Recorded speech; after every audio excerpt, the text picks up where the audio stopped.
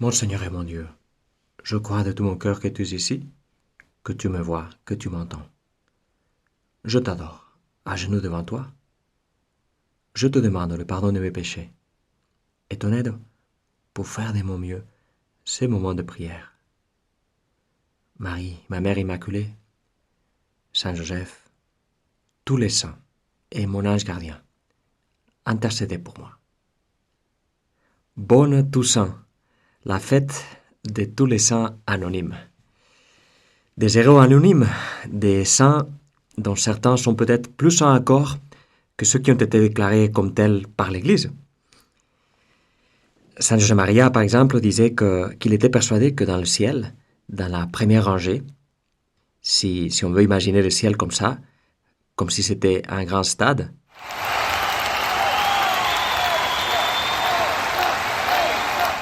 bon, probablement c'est pas comme un stade, mais bref, dans la première rangée, il y aura beaucoup de mères de famille, des mères de famille jamais canonisées, et donc des saintes anonymes pour la grande histoire, mais pas anonymes pour Dieu. Chacune avec son histoire, avec sa personnalité, avec ses talents. Et tu vois, là que c'est tellement à la mode de parler de diversité, la Toussaint, c'est une grande fête de la diversité de l'Église, de la multitude des chemins pour arriver jusqu'à Dieu. Tous les chemins que les hommes peuvent imaginer, et tous les chemins que toi, Seigneur, toi qui as une imagination débordante, tous les chemins que tu peux imaginer toi aussi. En fait, c'est surtout toi qui invente, c'est surtout toi qui trouve, qui crée les chemins par lesquels nous pouvons arriver vers toi. Et c'est comment un saint? Comment dessiner son portrait? Ben, Jésus l'a fait lui-même, avec les béatitudes. C'est dans l'évangile d'aujourd'hui. Les béatitudes sont en fait ton portrait, Jésus. Tu ne le dis pas, mais c'est ton portrait. C'est toi qui es miséricordieux et artisan de paix, toi qui t'es fait pauvre, toi qui as un cœur pur, toi qui as été persécuté pour la justice, à cause de la justice. Et donc un saint, une sainte, c'est quelqu'un qui, même de loin, te ressemble. Mais pas parce qu'il s'est efforcé pour vivre les béatitudes. Pour les vivre même avec toutes ses limites, avec toutes ses difficultés. Non, un saint l'est parce qu'il a trouvé sa joie à vivre les béatitudes. C'est pour ça qu'elle s'appelle béatitude. Parce que si on les vit vraiment, on trouve la joie à vivre comme ça. C'est quoi donc un saint? Si on pense à l'énorme diversité des saints connus et surtout des saints inconnus que nous fêtons aujourd'hui, on pourrait dire qu'un saint, une sainte, c'est quelqu'un qui a trouvé sa mission dans la vie et qui a découvert que sa mission, c'est de vivre les béatitudes et qui a trouvé sa façon de vivre les béatitudes, sa façon d'aimer. Mais attention, parce qu'on pourrait comprendre ça d'une façon trop superficielle et dire « Ah, c'est ça, l'important, c'est d'aimer, hein, surtout à ta manière. » On entend dire des choses comme ça, sauf que très souvent, c'est des façons de justifier son propre égoïsme. On finit par appeler amour ce qui est plutôt de la complaisance de soi. Et alors oui, il y a beaucoup de façons d'aimer. L'autre jour, on nous parlait des langages de l'amour, mais elles ont tout en commun que l'ego, le moi, n'est pas au centre. L'amour, c'est l'ego décentré. C'est comprendre que je suis là pour quelque chose de plus grand que moi. C'est d'être disposé à perdre ma vie. À perdre ma vie dans la confiance que par là, comme tu le dis Jésus, je la retrouverai. Un saint donc a trouvé sa mission dans la vie, sa façon d'aimer, sa façon de sortir de la cage de son propre égoïsme. Et en plus il a compris, comme le dit joliment Robert Barron, il a compris que cette mission est appelée à disparaître, à se dissoudre dans la mission de l'Église, dans les projets de Dieu, dans le rêve de Dieu, qui est le rêve, le projet de nous mener tous vers lui. Donc, un saint est quelqu'un qui dit, ce que Dieu veut, moi je le veux. Il ne se fait pas des soucis d'être protagoniste. Il n'a pas besoin d'attirer l'attention des gens. Il n'a pas besoin que l'on se souvienne de lui comme celui qui faisait ceci ou faisait cela. Même si en fait, là où il y a un saint, au moins dans son entourage le plus proche, les gens s'en rendent compte. Surtout lorsqu'il n'est plus là.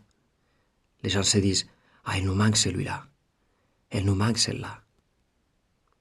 Donc voilà, un saint est quelqu'un qui a compris sa mission dans le monde, mais qu'en plus est disposé à ce que cette mission reste cachée dans les grands projets de Dieu. C'est quelqu'un qui a compris que sa vie, c'est pas son truc, c'est pas l'histoire de son ego, mais c'est l'histoire de l'amour de Dieu. Et donc, il se met au service de cette histoire-là. Alors, en passant à quelqu'un qui aurait incarné cet appel, il m'est venu à l'esprit un personnage très sympathique, très tendre et noble. Un personnage dans lequel nous pouvons tous nous regarder et qui se trouve dans l'Ancien Testament. En fait, tu vois, les personnages de la Bible sont là, dans la Bible, pour que nous pouvions nous y regarder, nous y découvrir nous-mêmes, en les voyant dans leur fragilité, leur lutte, mais aussi dans leur grandeur, de leur noblesse, alors qu'on puisse nous y découvrir aussi nous. Alors le personnage, c'est Ruth. Elle apparaît dans le livre qui porte son nom, le livre de Ruth, qui est très court. On le lit en 10 minutes peut-être. Je te conseille de le lire ou de le relire. Il est délicieux. Il est beau comme tout. Eh bien, Ruth incarne bien ses sens de mission. Et elle incarne bien les béatitudes. Et elle les incarne avant la lettre parce que, tu vois, elle était l'arrière-grand-mère du roi David. Et donc, l'arrière, etc. Grand-mère de Jésus. Tu la connais déjà peut-être. Tu connais probablement son histoire, mais au cas où, brièvement, je te raconte, c'est une Moabite, c'est une femme étrangère inconnue, qui avait épousé un juif qui était parti d'Israël avec ses parents, et qui était parti dans sa terre, la terre de Moab. Et puis, il arrive très tôt que soit Ruth, que sa belle-mère vont rester veuves. Elle perd son mari, sa belle-mère perd son fils. Sauf que elle, Ruth, elle est encore toute jeune. Et sa belle-mère lui dit, écoute, moi je vais rentrer dans ma terre parce que je n'ai plus rien ici.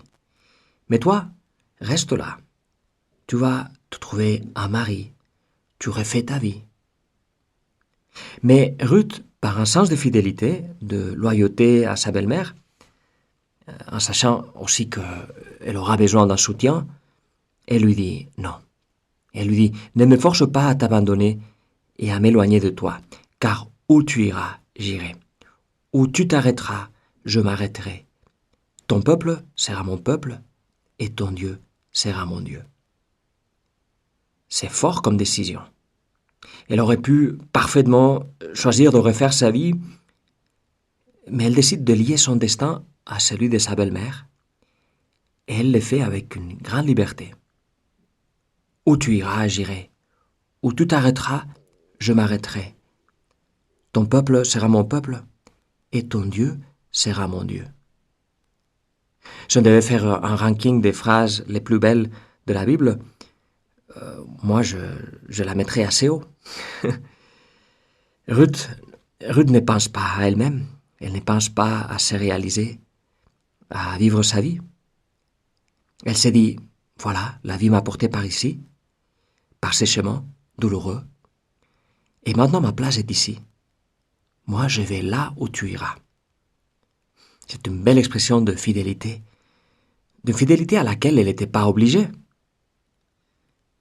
Et puis, il y a cette décision de ne pas être protagoniste, d'aimer là où il m'est donné d'aimer, là où la vie m'a mené. Alors je ne te raconte pas la suite de l'histoire pour ne pas te faire un spoiler biblique, mais aussi pour t'encourager à la lire ou à la relire. Alors l'histoire a, on peut le dire, ça oui, elle a un happy end, une belle fin. Le livre de Ruth, qui a été écrit malgré Ruth elle-même, il veut nous montrer que cette générosité, cette disposition à perdre sa vie, ne reste pas sans fruit. Peut-être on reste anonyme pour le grand monde, mais on ne reste pas anonyme pour Dieu. Toi, Seigneur, tu apprécies, tu valorises chacun de nos efforts, chacun de nos échecs, chacune de nos victoires. Il n'y a rien qui se perd. Et sinon, la vie des saints, et en plus, la vie des saints, elle a déjà la joie des béatitudes, la joie au milieu des larmes. Et ensuite, toujours un happy end. Et ce happy end est en fait un happy beginning, un joyeux début, les vrais débuts qui n'a plus de fin. Eh oui, Holy Winds. Où tu iras, j'irai. Où tu t'arrêteras, je m'arrêterai. C'est quoi un saint? C'est quelqu'un qui dit ça à Dieu. C'est quelqu'un qui te dit ça, Jésus, pas juste avec les paroles, mais avec toute sa vie.